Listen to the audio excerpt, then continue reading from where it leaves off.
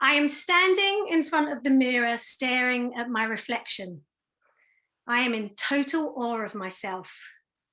The kind of awe preceded by shock. The sort of shock and awe that journalists talked about at great lengths when describing both Gulf Wars. I am beginning to think that my sleek sheath-style dress was a terrible mistake. I have literally had to squeeze myself into it, and I look more like a sweaty bratwurst than a blushing bride. The last 6 weeks have been so stressful that I have lived off of junk food and booze, and as a result, I've gained nearly a dress size.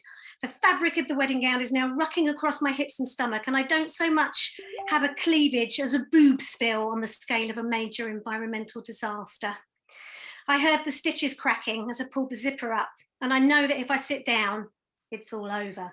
My quaking, spreading flesh will create an irreparable San Andreas fault. I look at a photo of Rob and I on the mantelpiece. He is so handsome. He could have been a model if he wasn't 5'9". His dark curly hair is flopping over his piercing blue eyes, and his jaw is surly and sexy. He hates to smile in photographs. He thinks it's crass. I am draped around his neck, a huge pair of Jackie O sunglasses perched on my nose. Not so much an attempt to look cool, but more to hide as much of my face as possible. Rob says how funny it is that as an actress, I'm so camera shy.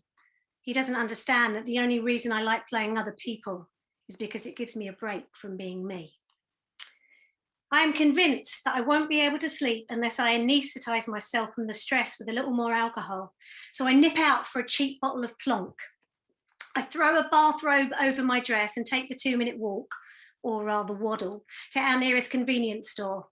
I grab a bottle of white wine, not even bothering to read the label, and take it to the counter. Mr. Singh, the owner of the shop, who never seems to take a day or night off, is by now accustomed to my odd hours and weird habits, but my bizarre apparition confuses even him. Going to a fancy dress party? He asks jovially. No, I say without any trace of humour. It's my wedding dress. I'm getting married in the morning. Mr. Singh looks unsure and is perhaps wondering if I'm playing some kind of practical joke or researching a role, or if I finally had a nervous breakdown. After a few moments, his face breaks into a smile. Congratulations, he booms. I had no idea. When's the big day? Tomorrow, I reiterate dismally. So is this some kind of a bridal tradition I've not heard of? Aren't you supposed to wear dealy boppers and an L plate on your hen night? I'm pretty sure that he knows as well as I do that running around like Miss Havisham the night before one's wedding is completely abnormal. I realise he's making a joke, so I laugh, but the sound comes out flat and forced. Who's the lucky fellow? Mr. Singh asks. Rob, I say, trying to smile. Mr. Singh draws a blank. Who? Rob and I have been coming into this shop together since I moved into his flat 6 months after we met. The man you often see me with, I qualify. Mr. Singh's eyes grow wide with surprise. Oh, it all makes sense now. I thought he was your brother.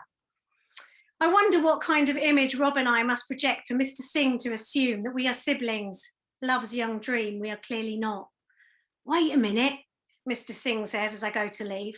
I've got something for you. He disappears into the back and returns moments later with a tiny blue porcelain elephant. His kindness catches me off guard and I get a lump in my throat. Is this some kind of Sikh bridal tradition? I ask, hoping that it's a good omen.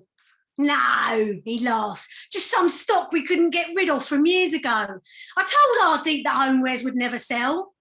Hardeep is Mr. Singh's son. He drives what looks like a rally car with the windows down and the banger cranked up. I thank Mr. Singh and put the tiny elephant in the pocket of my bathrobe. Elephant's a very loyal cat, adds Mr. Singh.